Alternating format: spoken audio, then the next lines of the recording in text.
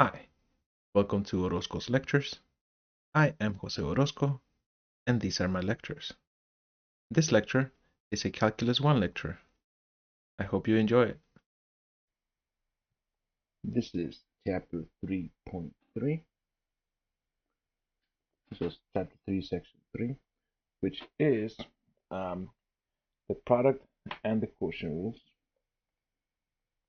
Product, quotient rules, and higher order derivatives.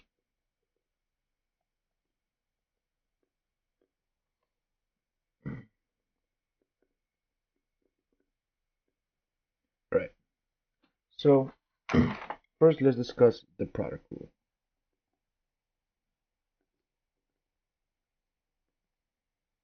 Right, and this is what the product rule says. It says if I have the derivative with respect to x of f times, so f of x times g of x, that's f prime times g plus g prime times f. All right. Um, I like to just personally remember it as f prime g plus g prime f. All right, which is saying the derivative of the first times the second plus the derivative of the second times the first. Another way that it's popular to remember this as is as well uh, fg prime plus gf prime. All right, that's another way that is popular to remember, but I would personally recommend that you memorize it this way. Now let's look at the proof for this rule. So here's the proof. All right, so the derivative with respect to x of f of x times g of x, well, like every derivative, we're going to start with the limit definition. So the limit as h goes to 0 of f of x plus h times g of x plus h minus f of x times g of x, all of this over h. All right, now at this point, well, what we want to do here is we want to apply one of the two things that we can always do no matter what. All right, recall that there's always two things in every math problem that you can do no matter what the problem is. Those two things are multiply by 1 and add 0. And here we're going to add 0. All right, so that's a 0. Add 0.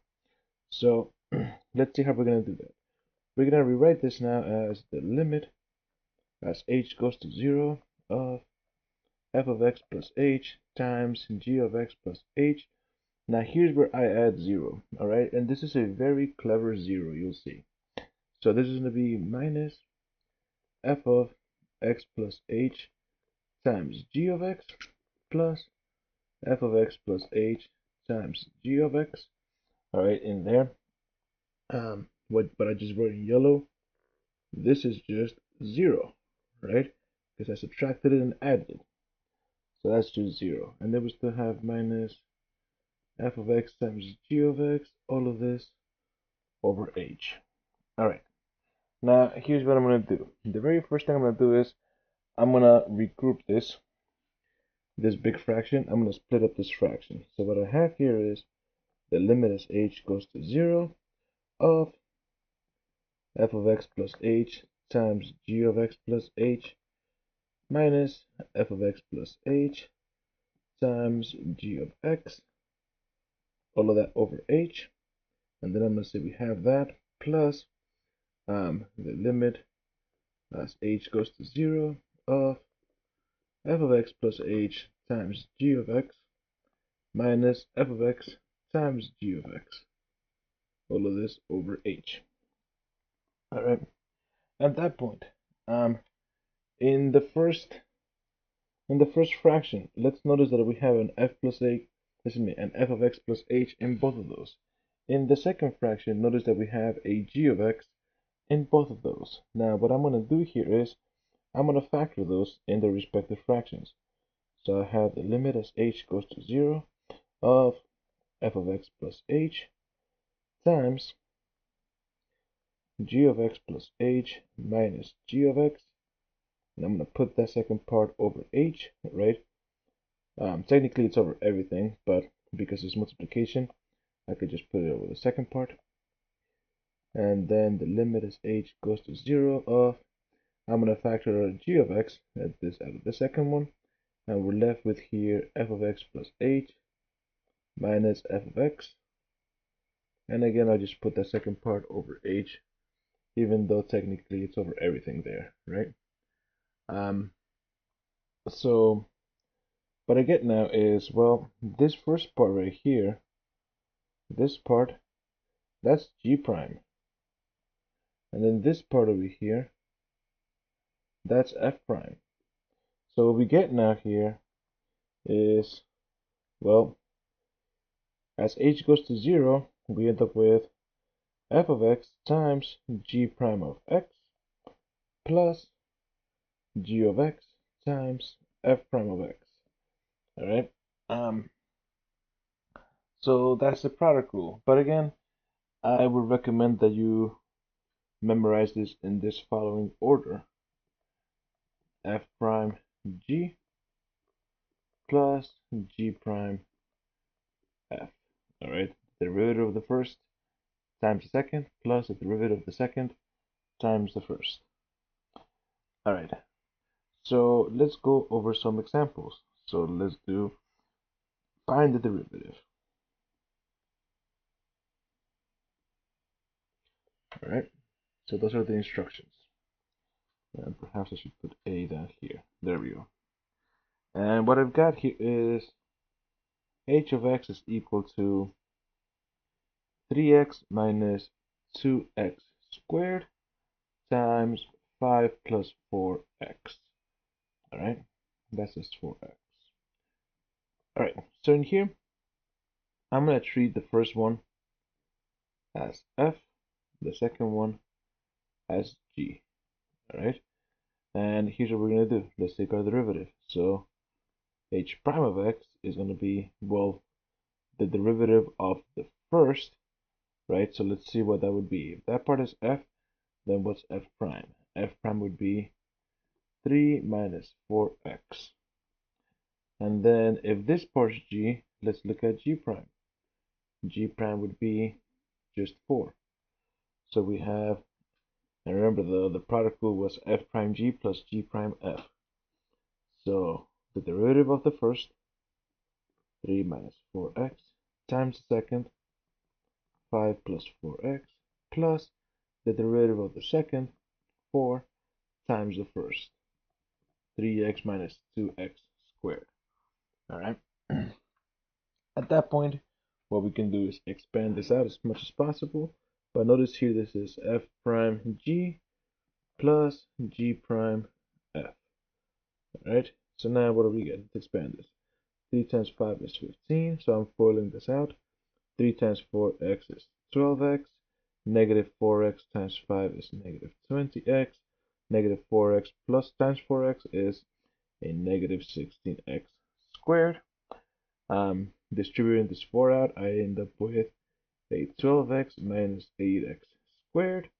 Combining like terms here, well, I have negative 16x squared minus 8x squared. That's negative 24x squared. I end up with 12 minus 20 plus 12. That's a positive 4x. And I'm still left with this positive 15. All right. And there we go. That would be h prime of x. Right. Let's do another example. Oh, and by the way, I wanted to mention another way to remember this product rule. A lot of times we, instead of using f and g's, we could use u and v. So I'll just make a note here.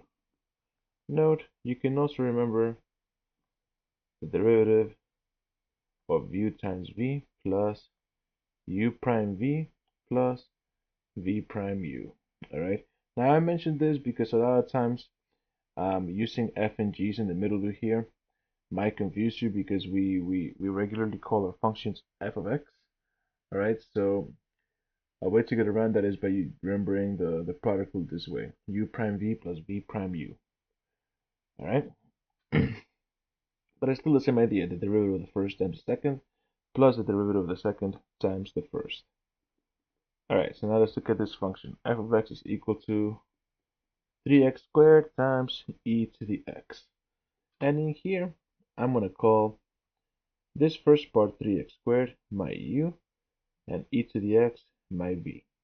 And I'm going to apply this rule, right? So let's look at what u prime would be. U prime would be just 6x. V prime would be just e to the x. So now what I can say here is that f prime of x would be the derivative of the first, so 6x u prime times the second, e to the x, plus the derivative of the second, e to the x times the first, 3x squared. Now in here I see that both of these have an e to the x. They both have a 3x and an e to the x, right? I'm trying to factor out the more as much as possible. So I'm going to factor out a 3x times an e to the x, and I'm left with, in this first part, I'm just left with a 2. In the second part, I'm just left with an x. I'm going to rewrite this as 3x e to the x times x plus 2, just because we like the polynomials to be in decreasing order of power. All right. So that was F. Excuse me, that was B. C. So let's say that I have this question. Find f prime of 0. All right. And I'm giving you that f of x is equal to e to the x sine x. All right. Well, just like before, I'm going to look at this as u times v. And on the side, I'm going to keep track that u prime would be just e to the x, and then v prime, well, the derivative of sine is cosine. All right. So now, in here, to find f prime of 0, first I need to figure out what f prime of x is. So f prime of x would be the derivative of the first, e to the x, times the second, sine of x, plus the derivative of the second, cosine x, times the first, e to the x. So factoring out an e to the x, I'm left with e to the x times sine of x plus cosine x. But that's f prime of x, and the question was to find f prime of 0. So let's see what happens when we do that. So I get e to the 0 times sine of 0 plus cosine of 0. E to the 0 is 1, sine of 0 is 0, and cosine of 0 is 1. So I have 1 times 1, which is just 1, right? Next one. So D.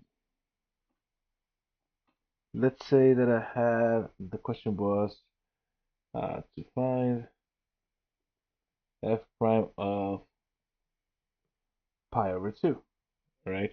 And let's say that I had f of theta is equal to theta squared plus 1 times cosine theta, right?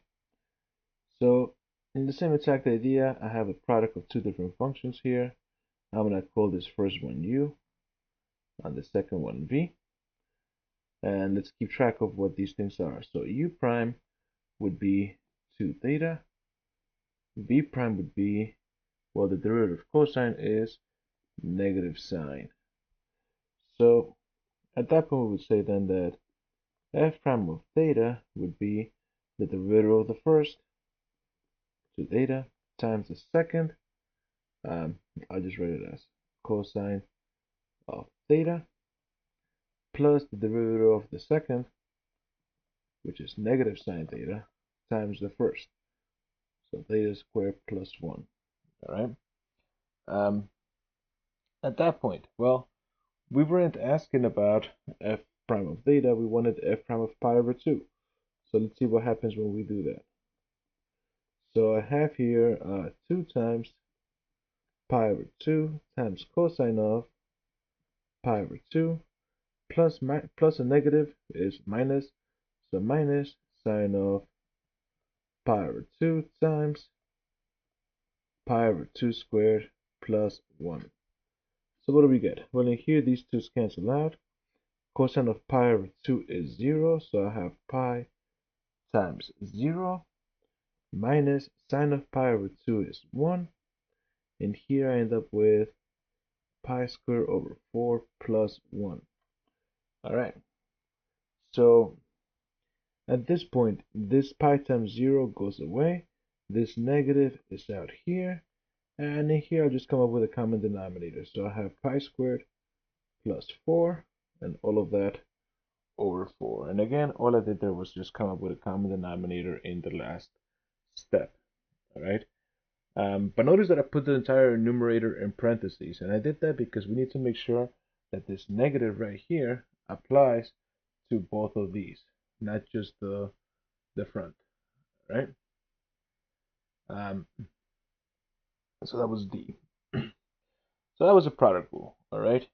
And again, whether you remember it in terms of f prime g, g prime f, or u prime v, v prime u,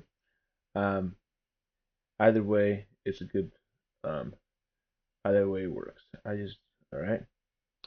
So that's the product rule. Now let's talk about the quotient rule. The quotient rule. And this is what the quotient rule says. The quotient rule says that if I have the derivative with respect to x of the quotient of two functions, then what I end up with here is f prime of x times g of x minus g prime of x times f of x, all of this over g of x quantity squared, and that's as long as g of x is not equal to 0, right? So f prime g minus g prime f over g squared, right? So that's how I would normally remember this. I would remember this as f prime g minus g prime f, all of this over g squared, all right? In terms of u and v, so if I wanted to remember this in terms of u and v, I would do this as u prime v minus v prime u, all of this over v squared, all right? And again, this is just the derivative of the top times the bottom minus the derivative of the bottom times the top, all over the bottom squared.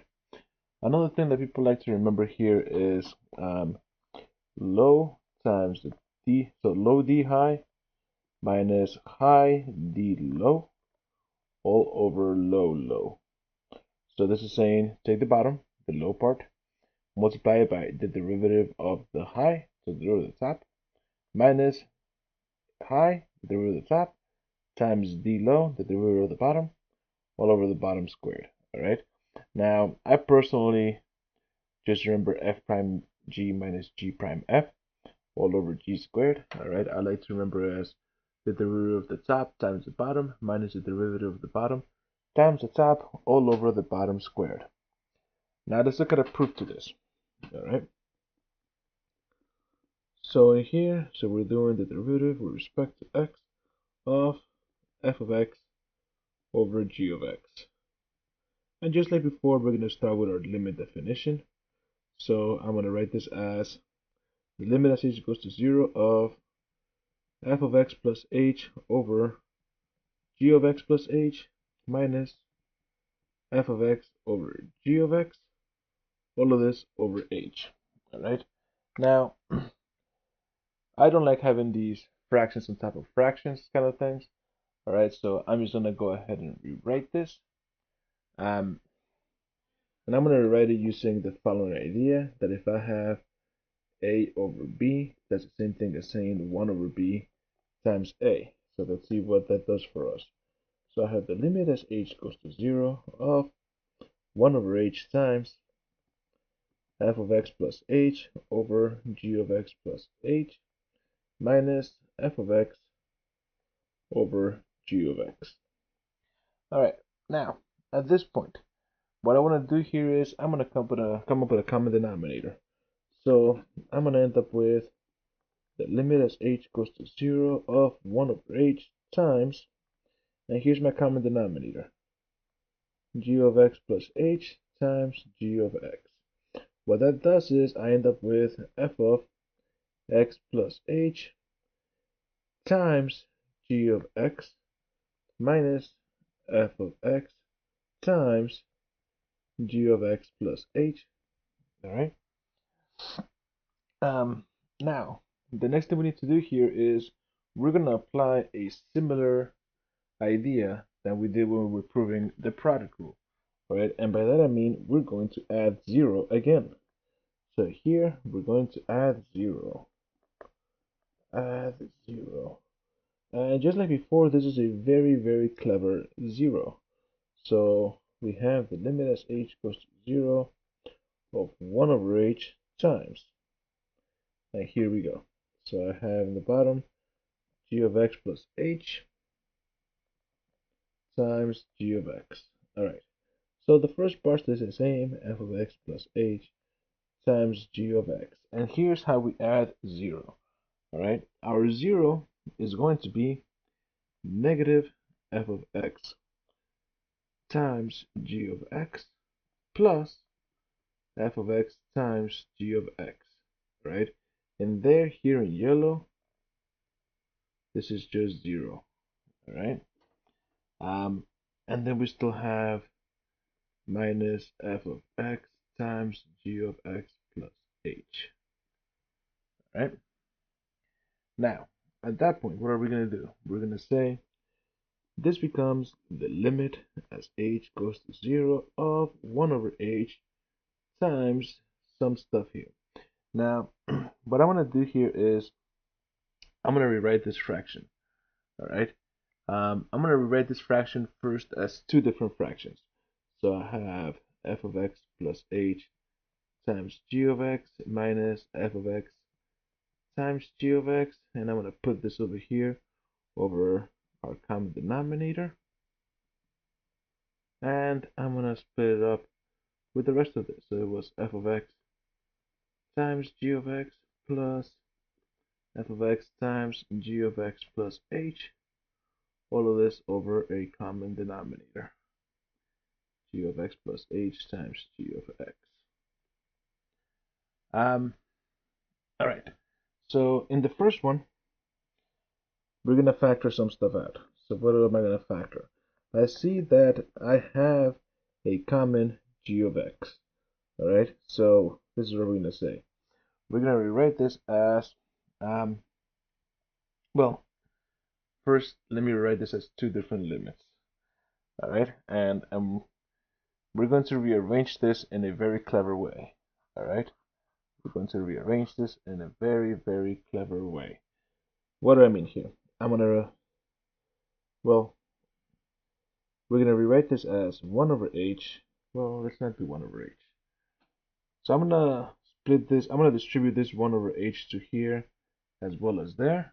All right, and I'm also going to factor out this g of x out of that first fraction, right? Because I have a g of x here and there. And I'm also going to regroup this, all right? So in here, I'm going to write it as the limit of f of x plus h minus f of x over h times g of x over g of x plus h times g of x. All right, so that was just the first fraction, right? I distributed the 1 over x to this first fraction and I factor out the g of x and I just rearranged it. I'm going to do the same exact thing to the second one here. Well, the same exact idea, right? I see here that both of these have an f of x. So I'm going to factor that out. And oh, look at that. I messed something up here. and I'll do in yellow what I messed up. This, ooh, didn't mean to do that. This minus.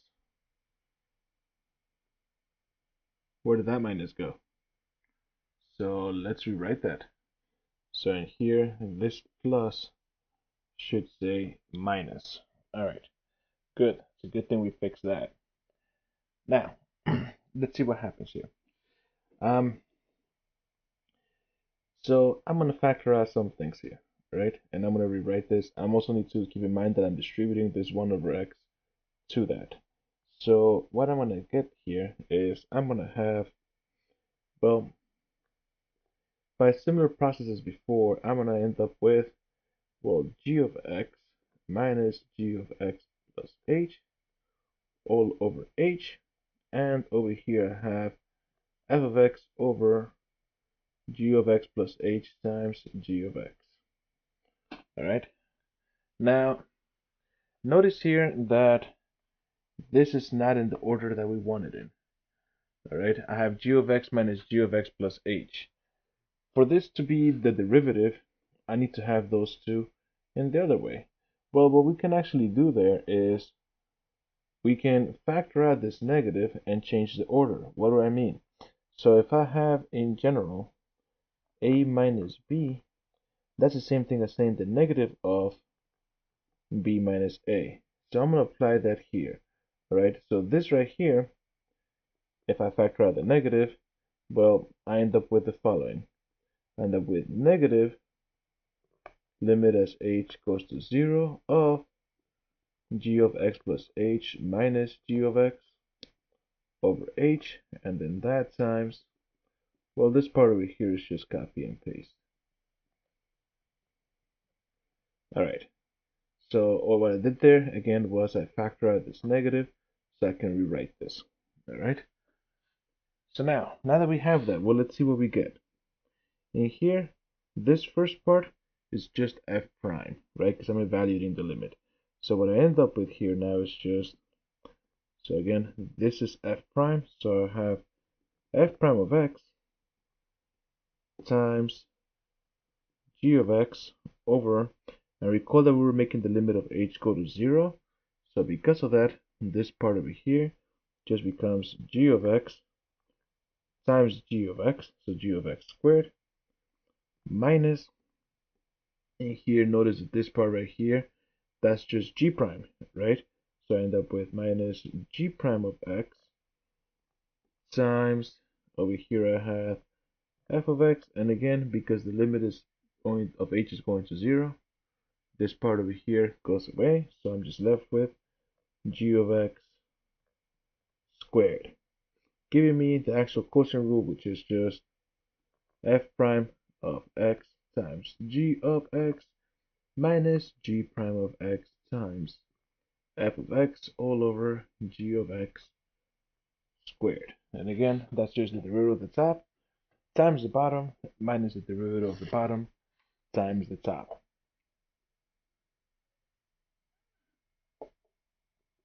So let's see how that would apply here. So this was, what letter was I at before this?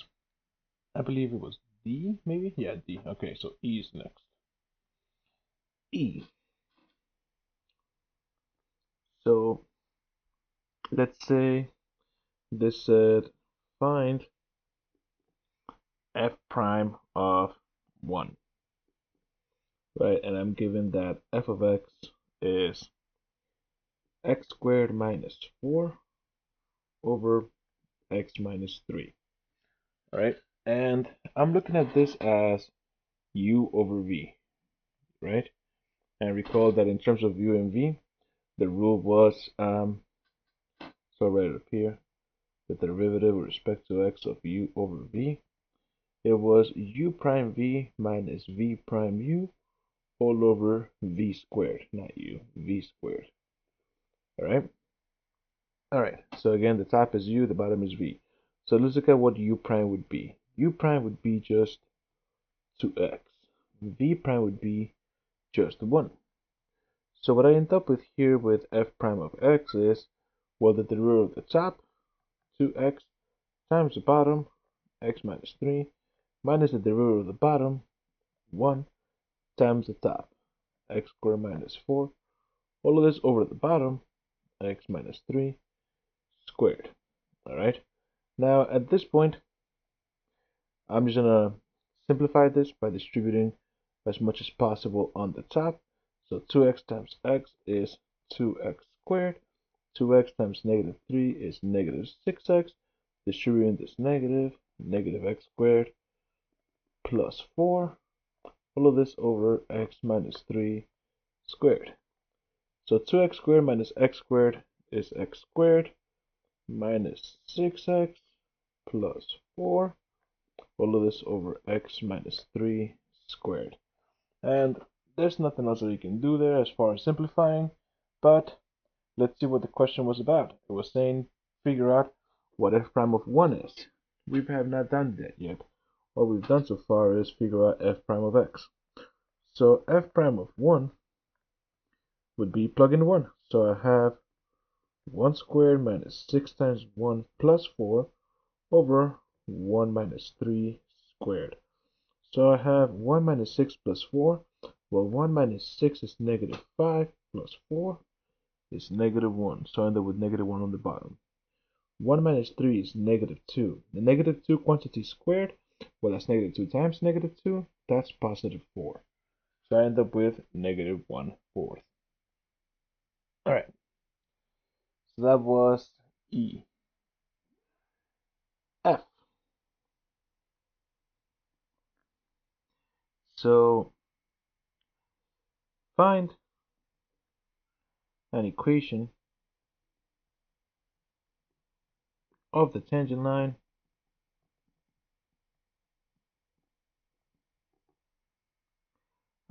to the graph of f of, well, let's write f of x.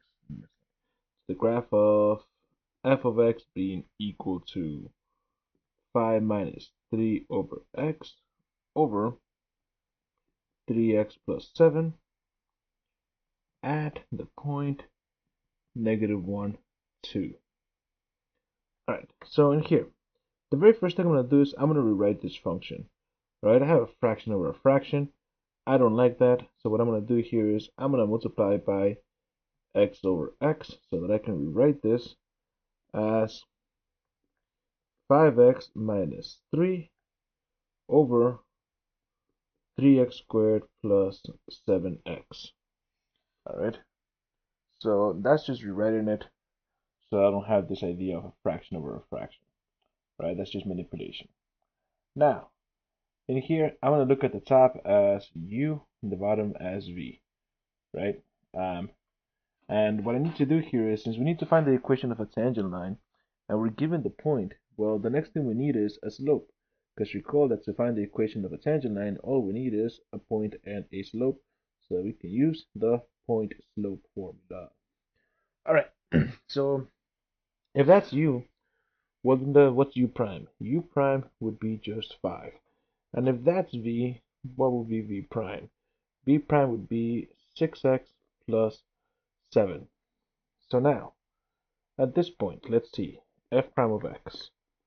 The derivative of the top, 5 times the bottom, well, that was supposed to be a 3. 3x squared plus 7x minus the derivative of the bottom, 6x plus 7 times the top, 5x minus 3, all over the bottom, 3x squared plus 7x squared. All right.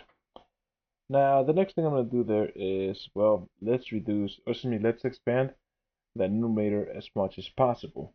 All right.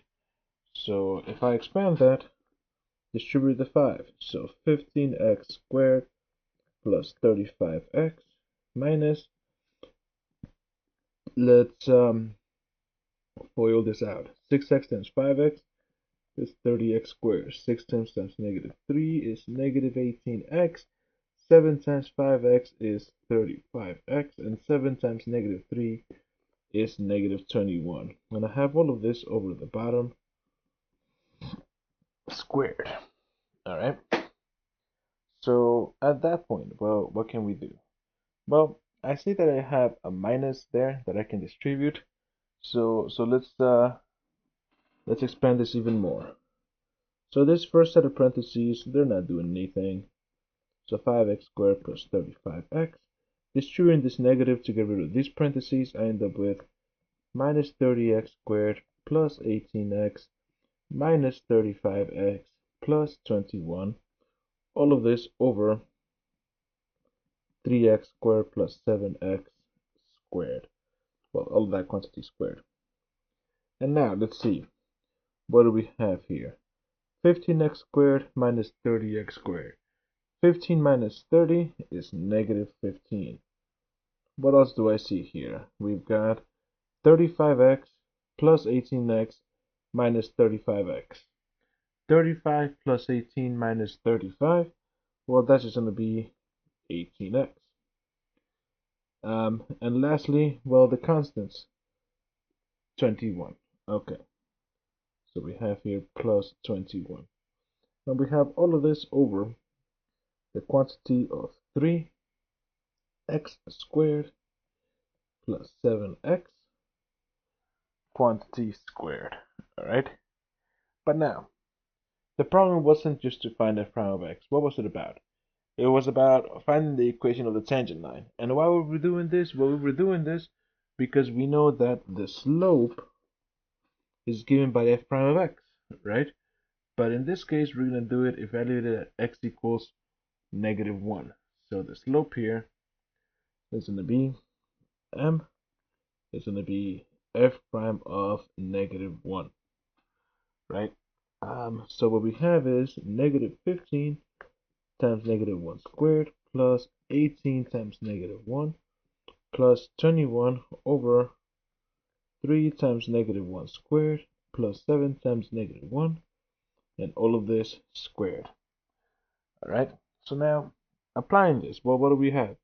Negative 1 squared, that's just 1 times negative 15 is negative 15. 18 times negative 1 is negative 18, and we have that plus 21 over, let's see on the bottom, negative 1 squared is just 1 times 3 is 3.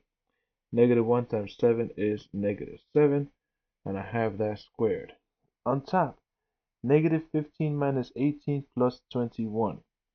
Well, that's going to be negative 12. Negative 12? Yes. Negative 15 minus 18 is negative 33. And then negative 33 plus 21 is negative 12. And on the bottom, I have 3 minus 7, that's negative 4. Negative 4 quantity squared, that's positive 16. So I end up with negative 3/4, right? These are both divisible by 4, so it reduces. So what do we have? We have now that the slope is negative 3/4. And what was the point that we had? We had the point of negative 1, 2. So let's see what we get there. So we had our slope, and we have our point. And I recall, I'll remind you that the point was negative 1, 2. So with the slope and the point and the slope, we're going to use the point slope formula. And at this point, well, let's plug stuff in. So we have y minus 2 is equal to m, our slope, negative 3/4, x minus x of 1, which was negative 1. So in here, let's rewrite this. So we have y minus 2 is equal to negative 3/4 times x plus 1. Let's distribute that negative 3/4. If I distribute that negative 3/4, I end up with negative 3/4 x minus 3/4. And now I'm going to add the 2 on both sides. So I have y is equal to that statement, negative 3/4 x minus 3/4 plus 2. But now, this value of 2 is equal to saying 8 over 4, right? 2 is just 8 over 4. So I have negative 3/4 plus 2. So that's negative 3/4 plus 8/4. So I end up here with negative 3/4 x. Well, negative 3/4 plus 8/4, that's positive 5/4. Alright, so I end up with that, negative 3/4 x plus 5/4. And that would be my final answer. All right. So that's again that's just that was finding the equation of the line given a point, right? We had to find the slope and then use the point slope formula. Okay, so now let's look at another example. All right. So that was F. I'm pretty sure that was F, right? F. Yeah. So G. G. Let's say that I had the following. If I had something like f of x is equal to, let's say, 7 over 3x to the fourth. All right. Now here, it might look like this is a quotient rule problem, but it is not. All right. This is not a quotient rule problem. You could do it with the quotient rule. All right. And in fact, let me do it with the quotient rule so you see what it looks like. And I have the top being u and the bottom being v. And now if I take u prime, the derivative of 7 is 0. If I take v prime, the derivative of 3x squared, this means 3x to the fourth is 12x to the third. So now, in here I would say then, well, f prime of x becomes, for the derivative of the top, 0 times the bottom, 3x to the fourth, minus the derivative of the bottom, 12x cubed, times the top, 7 all over the bottom, 3x to the fourth squared. Now let's see what we get here. 0 times this part, well, that goes away. So we have negative 12 times 7 is 84. So negative 84 x cubed over 3x squared, excuse me, 3x to the fourth squared. Well, 3 squared is 9. X to the fourth squared is x to the eighth. All right. Now, at this point, let's reduce this. 84 and 9 are both divisible by 3. 84 divided by 3 is 28. And 9 divided by 3 is 3. This x to the third on top and x to the eighth on bottom is just x to the fifth on bottom. Alright? So that would be doing that using the product rule, finding that derivative. However, you don't have to use the product rule here. Alright? Just because you have a fraction does not mean you have to use the quotient rule. I said product rule, but I meant quotient rule.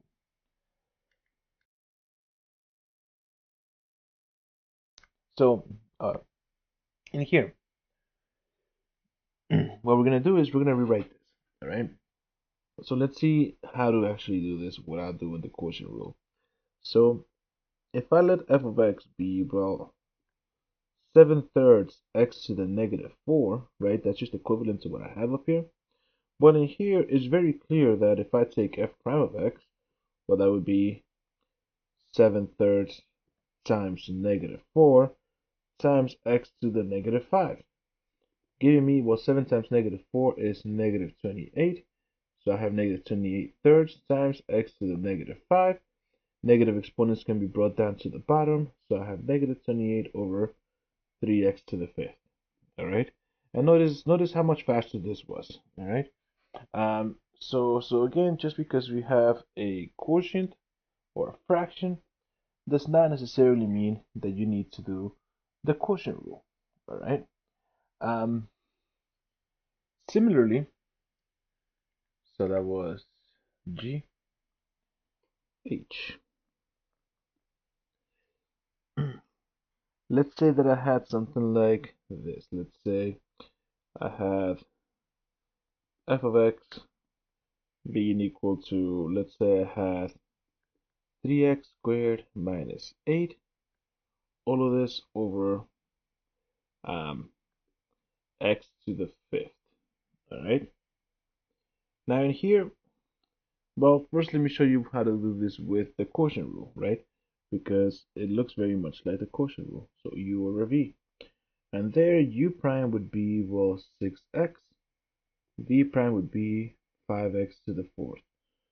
Alright, now in here, here's what we're going to say. Let's say that I do the quotient rule, alright? And in fact, in this kind of scenario, it's very likely to do the quotient rule, alright?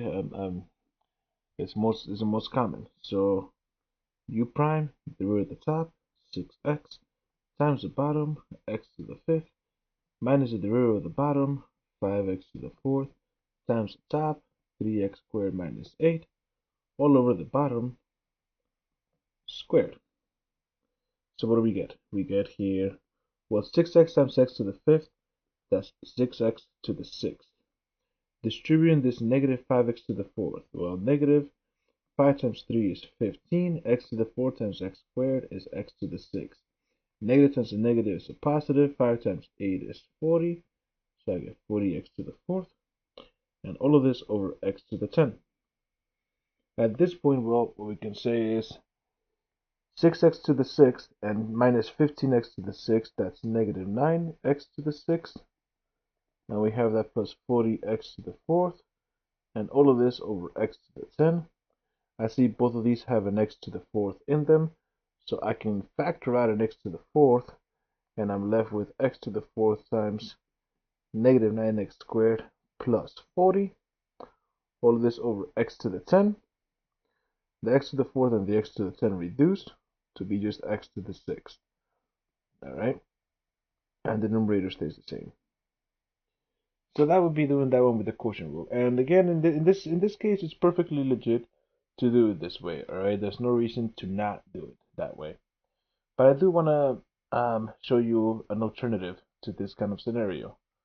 All right. So we can rewrite that function f of x as, what was it, 3x squared minus 8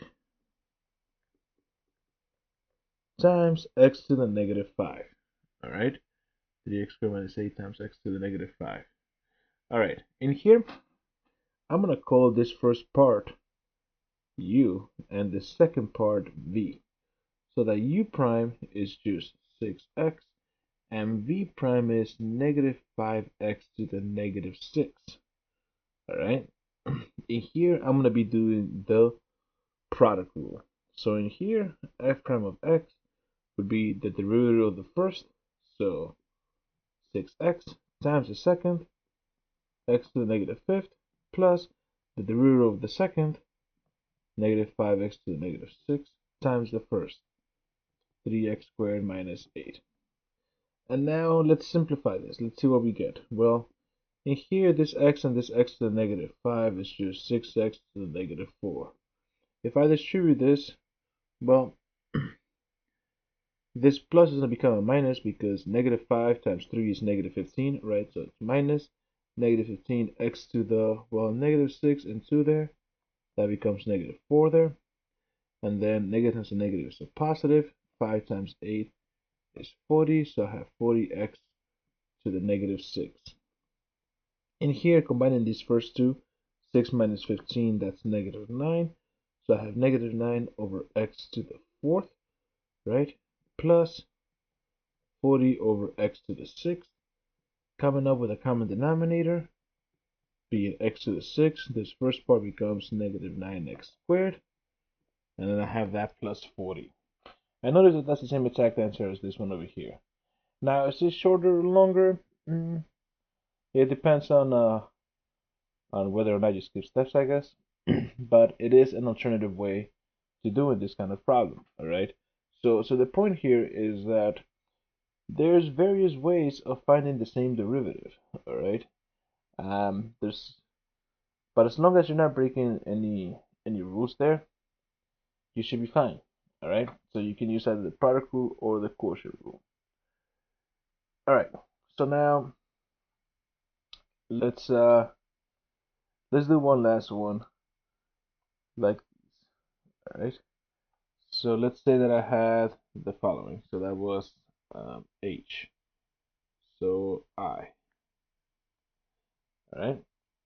And say that I have y is equal to 7 over 3x to the fourth.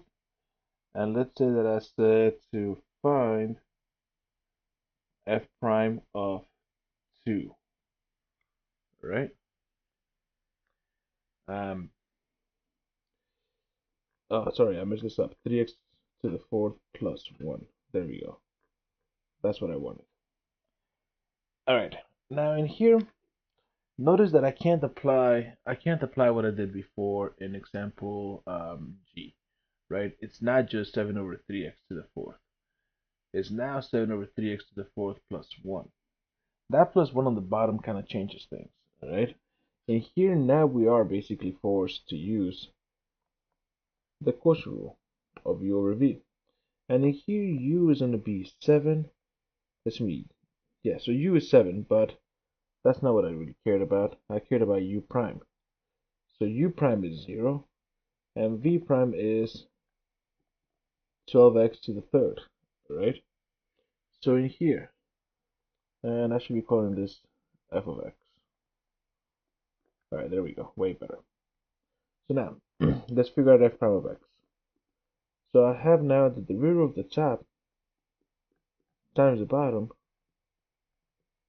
minus the derivative of the bottom times the top all over the bottom squared, all right? So in here, well, this part right here goes away, but my final answer here becomes negative 84 x to the third over 3x to the fourth plus 1 squared. All right. And now we're finding this, we're finding f prime of 2, right? So in here, well, what is that going to give us? So f prime of 2 is going to be, well, negative 84 times 2 cubed over 3 times 2 to the fourth plus 1 squared. Well, 2 cubed is 8, so I have negative 4 times 8. On the bottom, 2 to the fourth is 16, so I have 3 times 16 plus 1 squared. On the top, I've got negative 84 times 8. Negative 84 times 8, well, negative times a positive is negative, right? And then 84 times 8 ends up being 672. On the bottom, I have 3 times 16 plus 1. 3 times 16 is 48, plus 1 is 49. So there I have 49 squared. Now, 49 squared ends up being 2,401. And at that point, 672 divided by 2,401, that reduces, all right? That reduces to negative 96 over 343, all right? And that's because both of those are divisible by 7, all right? 672 is divisible by 7. And so it's 2,401, all right? But I think that was clearer because it came from 49 squared. But anyway, that's what we end up with there on that. All right. All right. So that was example I. Now let's talk about some other derivatives that we haven't spoken about. So derivatives of other trigonometric functions.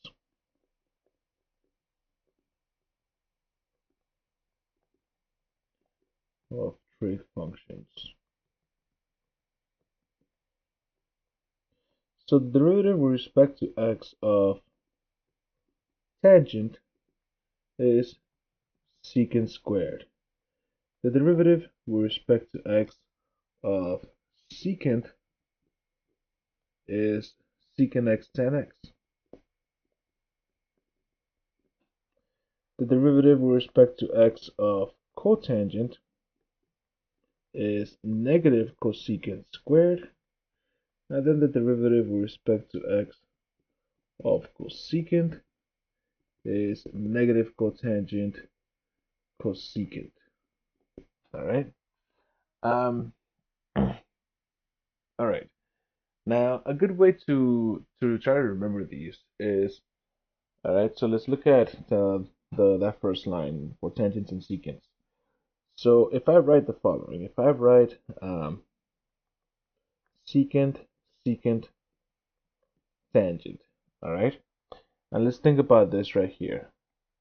If I want the derivative of tangent, it is just secant times secant, all right? If I want the derivative of tangent, it is just secant times secant. If I want the derivative of secant, it is just secant times tangent, right? The derivative of secant is just secant times tangent, all right? So that's how you use that. So again, the derivative of tangent is secant times secant, and well, I guess I can just copy and paste this and say the derivative of secant is secant times tangent. All right. The next one for the other one, let's write the following. So I want to write negative cosecant, cosecant, cotangent. All right. So in there, well, let's do a similar trick here. We're gonna say in there the derivative of cotangent is negative cosecant times cosecant. And similarly, in here I'm gonna say the derivative of cosecant. Oh, that's not what I meant to do. Sorry, I just exited out of there for a second by mistake. All right, we're back into the file. Let's go back to where I was. All right. So what I was getting at here was saying the derivative of cosecant is just negative cosecant times cotangent. All right. Perhaps I'll do that same idea over here, just to keep it in a very uniform way. The derivative of secant is secant times tangent. All right. Um. So that's a good way to remember it. All right. Um. Now. Um. Let's do a proof for one of these. All right. I'm gonna use a proof. I'm gonna find the derivative of tangent, and I'm gonna prove that real quick. So this is gonna be proof of the derivative of tangent. All right. Now let's rewrite this. Tangent is the same thing as saying sine over cosine. All right. And look at this. What do I have there? I have a quotient, right? A quotient. So in there, because I have a quotient, I can look at this as a quotient and use the quotient rule, right? I have that fraction there. So in there, well, let's do some side work. U prime, well, the top is u, the derivative of sine is cosine. V prime, v is cosine, the derivative of cosine is negative sine. So let's see how this would apply. So the derivative of this quotient would be, well, the derivative of the top, so that's the derivative of sine, which is cosine, times the bottom, cosine, minus the derivative of the bottom, well, the derivative of cosine is negative sine, times the top, which is just sine. All of this over the bottom squared. All right. So what do we really have here? Well, cosine times cosine is cosine squared. Negative times a negative, that's positive. Sine times sine is sine squared. And all of this, I have it over cosine squared. That's just cosine somehow. All right, cosine squared of x. But now on top, recall that we have something called Pythagorean identities, and sine squared plus cosine squared is just equal to 1. So what I have here is just 1 over cosine squared of x. And at that point, 1 over cosine is secant. So 1 over cosine squared would be secant squared of x. And now we're done. Now, as far as the other ones go here, the proof for the other ones is very similar. Essentially, write them as fractions, apply the quotient rule. All right. So that's what I did there. So let's say that I have the following. So if I had f of x equal to x squared times tangent, all right, in there, well, I need to use a product rule, right? And I'm gonna look at this as u, and then this is v. So u prime would be x squared, and v prime would be secant square of x. So at that point, I would say, well, f prime of x would be the derivative of the first 2x. Whoa, I messed that up. Look at this. That should say 2x here. Sorry. All right, derivative of the first times the second plus the derivative of the second times the first. All right. So that's what we get there. Now, in here, there's not really that much that we can do to simplify this. All right. If we really wanted to, we can take it in x, right, and we write this as x times 2 tan x plus x secant square of x. But that doesn't really do much. All right. All right. Next one. Let's say that I said find the equation of the tangent line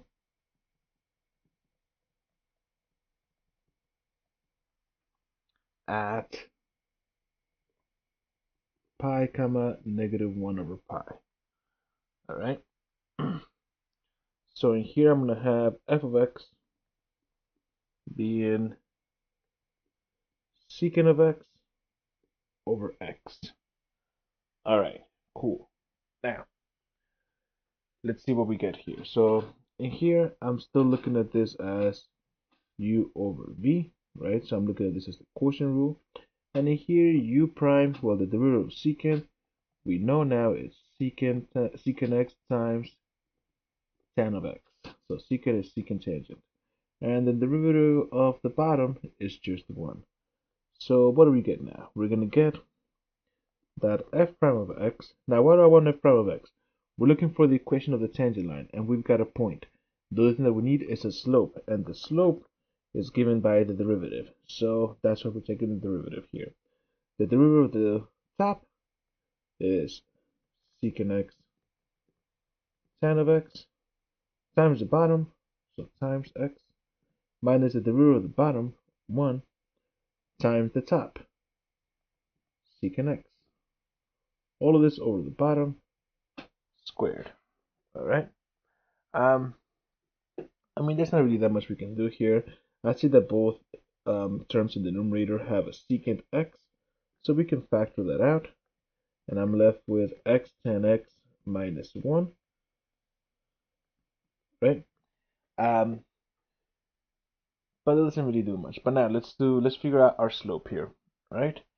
And we're doing it at the point pi comma negative 1 over pi. So in here, our slope is really f prime of pi. So what I have here is secant of pi times tangent of pi minus 1 all over this over pi squared. All right, now from the unit circle, secant of pi. Secant is the reciprocal of cosine. So cosine of pi is negative 1, so the reciprocal of 1 is still just negative 1. So I have negative 1 times pi times tangent of pi. Tangent is sine over cosine. Now, sine of pi is 0, and cosine of pi is negative 1. So 0 over negative 1 is just 0. And I have that minus 1 over pi squared. Now in there, that pi times 0 is just 0, right? And so in this bracket here, this becomes just -1. -1 times -1 is +1, so I have 1 over pi squared, and that is my slope. So now we can go ahead and do y minus y sub 1 is equal to m times x minus x sub 1. And recall that the point that we were working with was pi comma -1 over pi, right? I think that's correct. Yes, pi -1 over pi. All right. So in here, let's say let's plug stuff in. So what I end up with here is y minus y sub 1 -1 over pi is equal to m, which is 1 over pi squared, times x minus x sub 1, which was pi. All right. So at that point, well, let's distribute. Let's rewrite this. So minus negative becomes plus. So plus 1 over pi. Distributing this 1 over pi squared, I end up with 1 over pi squared x minus, in the second part, they reduce. So I have 1 over pi. Subtracting 1 over pi from both sides, I end up with 1 over pi squared x minus 2 over pi. And that would be my final answer there. All right. And because I have that now as y equals mx plus b. So that would be the equation of the tangent line. All right. Now, the last thing that I want to mention here is some notation.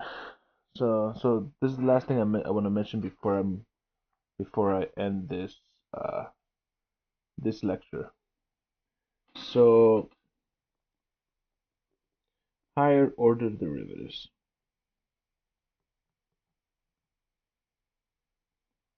All right. So this is what we have. If I had, well, let's say that these up here, I'm going to say the function. So if I have the function, and this is going to be the first derivative, second derivative, third derivative, fourth derivative, nth derivative, all right? So so this is notation, all right? If I wrote something like the function is just f of x, well, the first derivative, we would normally write it as f prime of x. The second, we would say f double prime. The third derivative, f triple prime. The fourth derivative, well, here's the thing. We can only write so many of these apostrophes, all right? It kind of looks like the Roman numerals in the way that I'm moving up with this. So it might make sense to think that this is the next one, right? Just continue with Roman numerals, but it's not. These are not Roman numerals. These are um, uh, primes, right? Apostrophes. There we go. English is hard sometimes. So now in here, to denote the fourth derivative, we will write this as this. It kind of looks like it's saying f to the fourth, but notice that I put that 4 in parentheses, all right? So for the fourth derivative and on, we put that in parentheses. Similarly here, I would say that the nth derivative is that, all right? And we have the n in parentheses. If it was not in parentheses, it might look like an exponent, which it isn't, all right? This is not an exponent. This is just talking about notation. Now, if I had y, right, it is possible to rewrite this entire thing with the same notation: y prime, y double prime, triple prime, the fourth derivative, the nth derivative, all right? That's with the prime notation. We can also do this with the with the ddx notation. So the first derivative is dy dx. The second derivative, I'm going to write it as, it looks like d squared over dx squared. But this is saying the second derivative of y with respect to x, all right? Just like this one's just saying the derivative of y with respect to x. And it's just notation, all right? The third derivative, well, I just rewrite this as the third derivative with respect to x. The fourth derivative, well, same exact idea. continues here. All right. We will write this as the fourth derivative. The nth derivative would be something like this. All right. And that's just notation again. We can also write this with this this kind of notation with f of x. All right. This would say d dx of f of x. And I'll do some brackets there. Or I can do this as the second derivative with respect to x of f of x, or so on and so forth, right? The third derivative with respect to x of f of x, the fourth derivative with respect to x of f of x, the nth derivative with respect to x of f of x, right? Another kind of notation that we're not really going to see in this class is something like this: the derivative with respect to x of y, right? That would be the first derivative. We can also say that we can have the derivative with respect to x, well, it would be the second derivative with respect to x of y.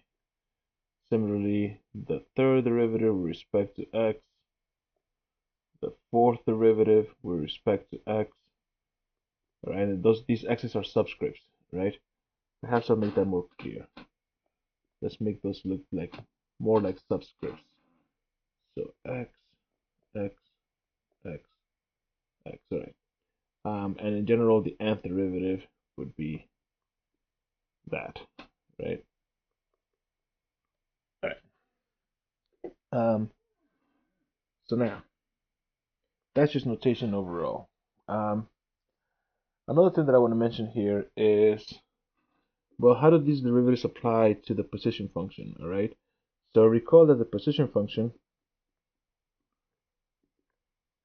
is normally denoted by s of t. And if you recall, the velocity, so v of t, was just the position function prime, right? The derivative of the position function. We can also talk about the acceleration. And the acceleration is the derivative of the velocity, which in turn would be, well, the derivative of the position function. So in other words, the second derivative of the position function. All right, so if we had a problem where we were looking for acceleration, right, it's just really talking about the second derivative. All right, that concludes 3.3. Yeah, so I'll stop it there. Wasn't that fun? If you think I made a mistake somewhere, you're probably right. Tell me all about it in the comments.